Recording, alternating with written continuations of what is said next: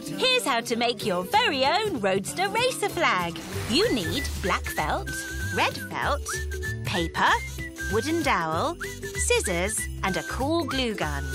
To start, take the paper and fold it in half.